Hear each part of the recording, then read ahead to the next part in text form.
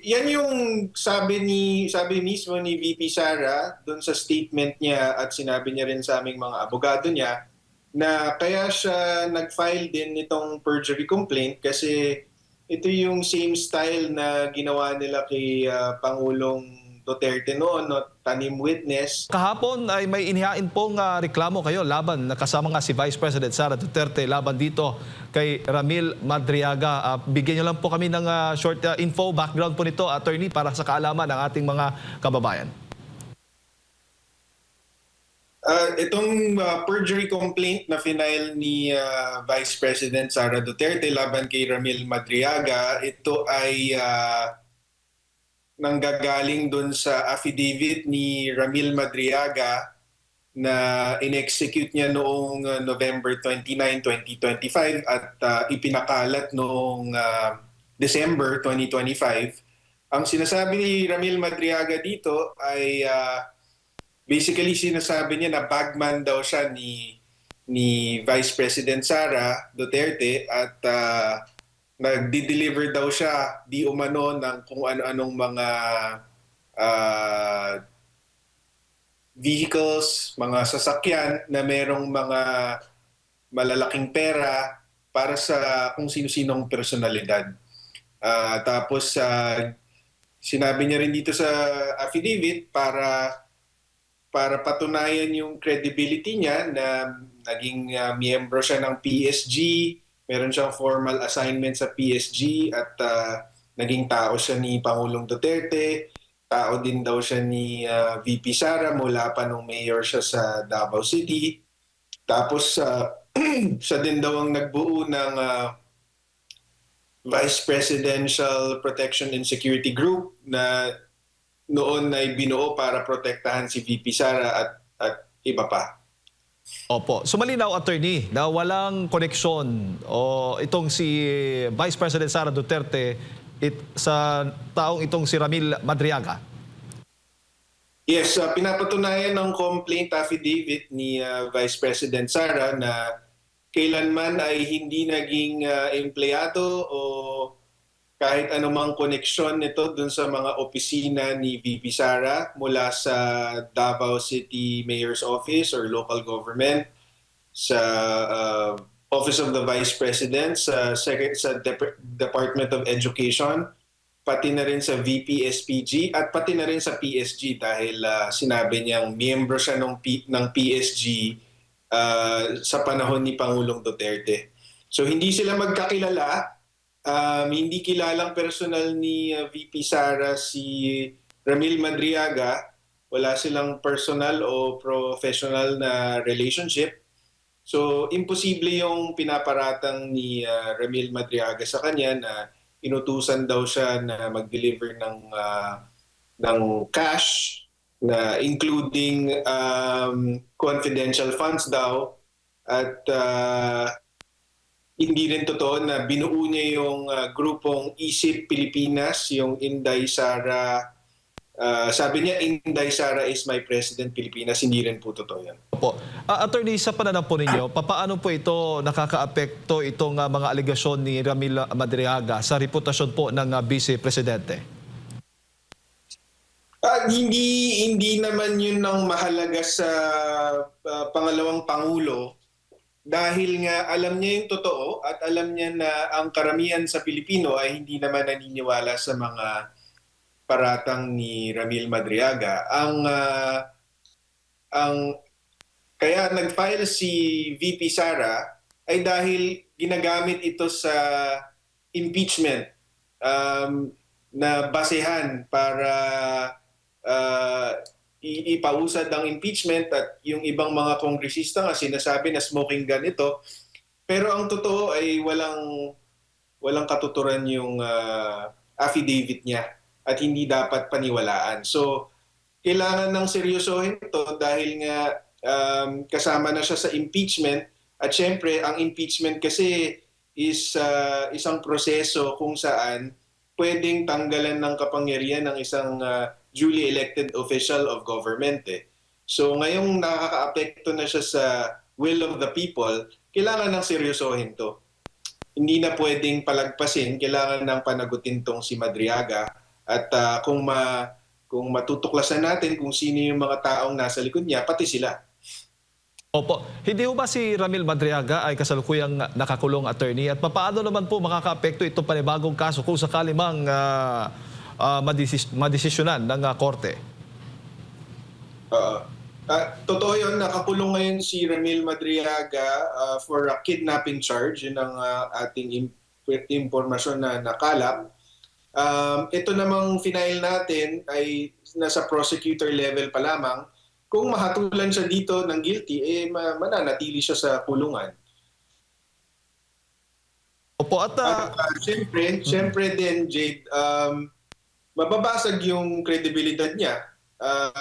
Ipapakita natin sa taong bayan na walang saysay yung pinagsasabi niya, walang katotohanan doon sa mga paratang niya laban kay VP Sara, at ma-expose din yung mga nagtutulak ng impeachment na politically motivated lang talaga dahil nagtiwala sila or nag-rely sila sa isang testimonyang walang katuturan. opo, yung kaso bang kidnapping niya, convicted na ho ba siya o kasalukuyang pang dinidinig din ang kaso po niya? Currently pending. Currently pending. Opo. Meron siyang naunang kidnapping for ransom conviction. Matagal na yon, kaya lang na-acquit siya sa Supreme Court noong 2003. So nakulong siya before 2003 pero napalaya siya because na-acquit siya ng Supreme Court. Tapos noong 2023 naman, inaresto siya ulit for a new kidnapping charge. Opo. Itong si Ramil Madriaga po, attorney, yung kanyang affidavit ay ginamit din nga sa impeachment. Sa tingin po ninyo ay gaano kabigat itong naging testimonya, affidavit po niya na ginagamit po ngayon dyan po sa House of Representatives? Kung hindi ako nagkakamali, isa po yan sa mga naging dahilan ata kung bakit itinuring na may substance, may formal substance itong impeachment complaints na inihain laban kay Vice President Sara Duterte dyan po sa Kamara. Mukhang gano'n na nga. And kung natatandaan nyo, ang posisyon ng National Unity Party noon, I think just last week was they're not inclined to support the impeachment unless there's new evidence. So ang sinagot naman ng ibang mga kongresista, ito yung new evidence namin, si Ramil Madriaga. Pero at yun ang common denominator ng lahat ng impeachment complaint na final versus VP Sara, pero napapatunayan nga ng complaint affidavit ni VP Sara na kasinungalingan lahat ito. Bago ko pasa kay partner Admar, attorney, sa tingin po ninyo, maaari po itong gamitin ng ilang kongresista siguro doon sa Kamara para maipabatid po sa kanila kung ano talaga, kung sino ba talaga itong si Ramil Madriaga bago sila magdesisyon doon sa impeachment complaint nga ni Vice President Sara Duterte? Oo, pero hindi naman dahil nag-file kami ng perjury complaint, but dahil itong mga sinasabi ni VP Sara at ng mga testigo niya dito sa complaint affidavit, sasabihin din yan ni VP Sara in her defense sa impeachment. So lalabas din yan. Lalabas din yan sa impeachment mula sa kampo ni VP Sara. Attorney, magandang umaga. Si Admar po ito. May lumalabas din na report na meron daw death threat na natatanggap itong si Madriaga po kahit nasa loob po ng bilangguan. Attorney, ano pong masasabi niyo po rito? Kung may death threat laban kay Ramil Madriaga mula sa bilangguan, definitely walang kinalaman dyan si VP Sara, and taliwas yan sa gusto mangyari ni VP Sara, kasi ang gusto ni VP Sara, ang gusto namin is sagutin niya yung reklamo namin, i-deny niya yung mga paratang namin laban sa kanya para lalo namin siyang madiin kasi alam namin nagsisinungaling siya. So alam namin na kapag tinindigan niya yung mga sinasabi niya doon sa affidavit, lalo namin siyang mababasag. So it's out of VP Sara's interests. It's contrary to her interest na may mangyaring masama kay Ramil Madriaga dahil confident kami na si VP Sara ang nagsasabi ng totoo sa kanilang dalawa. Opo. Sa tingin po ninyo, kung may opinion din po ang pangalawang Pangulo, bakit umabot sa ganitong sukdulan? Kasi naniniwala ang pangalawang Pangulo na ito'y gawa-gawa lamang ng mga akusasyon. Meron po ba siyang kung bakit umabot sa ganitong klase at meron na ba kayong nakitang parang trend? May mga ganito rin bang ginagawa noon pa, lalo na sa paninira against sa mga Duterte po, attorney? Yan yung sabi mismo ni VP Sara doon sa statement niya at sinabi niya rin sa aming mga abogado niya na kaya siya nag-file din nitong perjury complaint kasi ito yung same style na ginawa nila kay Pangulong Duterte noon, no? Tanim witness. I think ang pinangalan niya itong si Matobato at may isa pa, nakalimutan ko lang kung sino. So, ang sabi niya sa amin, hindi pwedeng hayaan na lang tong mga to. Sabi niya, ang pagkakamali ni Pangulong Duterte noon ay hinayaan niya lang kasi confident siya na kapag umabot ng korte, mapapawalang ma-disregard itong mga testimonya na to dahil hindi credible, hindi totoo. So, yun ang iniiwasan natin dito na habang hindi pinapanagot, baka lalong gamitin ito, 'di ba? Baka marami pang sumakay dito, kaya dapat i-address na. Yung mga nababanggit na institusyon kung saan sinasabing connected nga itong si Madriaga, nababanggit mo yung PSG ba yun or kung ano bang institusyon yung sinasabi niyang belong siya, maaari bang maglabas ng statement or meron na ba silang inilabas na statement ukol rito? Meron tayong nakalap na mga certification mula sa PSG, Presidential Security Group, na ngayon ay Presidential Security Command na, mula sa ASPG na dating Vice Presidential Security and Protection Group, sa Office of the Vice President, sa Secretary of sa Department of Education, pati na rin sa Davao City Government. Nakakuha tayo ng mga certification mula sa mga opisina na yon na never naging empleyado si Ramil Madriaga sa kanila at never din naging konektado in any. Opo. At ito ring meron ding pahayag last December, kung di ako nagkakamali, ang kalihim din po ng DILG mismo na nababanggit niya na hindi nakabisita itong si VP Sara kay Madriaga. Gagamitin din po ba yan? Nabanggit din po yan sa complaint affidavit.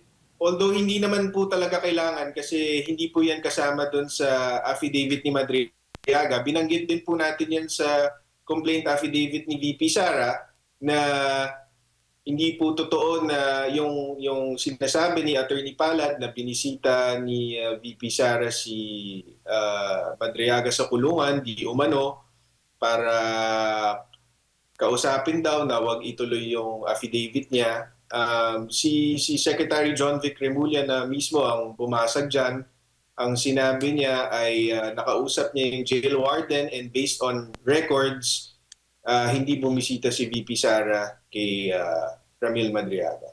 Huli na lamang po, ano po kayang masasabi niyo po dito sa treatment sa nilagdaang at sinumpaan na salaysay ni Madriaga? Grabe yung treatment nito. In fact, isasama pa nga dyan sa impeachment. Kumpara dito sa pahayag ng dating mga sundalo na detalyado rin po at mga first-hand witness din sila dito sa pamamahagi ng mga mali-maletang may lamang pera po, attorney. Yeah, kitang-kita naman na basta anti-gobyerno or anti-administration, pinipilit nilang dinidiscredit at hindi binibigyan ng pagkakataon na yung mga kunyari yung mga Marines para ipaliwanag yung affidavit nila or suriin, mag-investigate. Pero ito namang si Madriaga na nag-iisa lang at walang walang support sa kanyang affidavit, ginawa pang star witness dito sa impeachment. So makikita mo talaga na hindi patas itong mga nagtutulak sa affidavit ni Madriaga. Opo. At huli na lang, attorney, sa tingin po ninyo may impormasyon din po kayong nakukuha tungkol nga po dito kay Ramil Madriaga sa kulungan na binibisita, pinupuntahan ba ng mga ilang matataas na opisyal para kumbinsihin na talagang kalabanin, kontrahin itong Vice Presidente, lalo na sa impeachment complaint? I think sila mismo na ang umamin na nabisita nila si Ramil Madriaga sa kulungan. Si former Senator Trillanes, sinabi niya na bago niya gamitin yung Madriaga affidavit doon sa complaint na final niya versus VP Sara sa Ombudsman, ay binisita niya ito para kausapin. Pati naman si Congresswoman Laila De Lima also admitted that she visited Madriaga in prison. Opo. So, yeah, it just goes to show na biruin mo, nagkaroon kayo ng opportunity na kilatisin itong taong ito and yet ginamit nyo. So, ibig sabihin, politically motivated talaga ito. Kasi meron kaming 7 witnesses, including 2 former PSG commanders, na nagsasabi na hindi magkakilala si VP Sara at itong si Madriaga. Bukod sa hindi siya parte ng PSG, ng VPSPG o anumang opisina ni VP Sara, hindi rin siya qualified kasi meron siyang criminal record. In fact, ang sabi nga nung mga leaders sa PSG at sa VPSPG, hindi lang siya.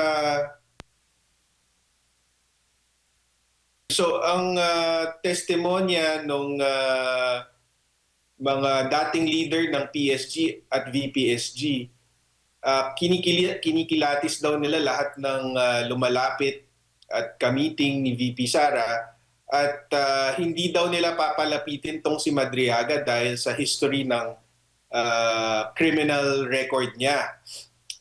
So hindi lang siya hindi qualified na maging miyembro ng PSG or ng VPSPG. Kahit makalapit kay VP Sara, hindi siya qualified. So, imposible talaga yung paratang niya na nagtatrabaho siya kay VP Sara. Opo.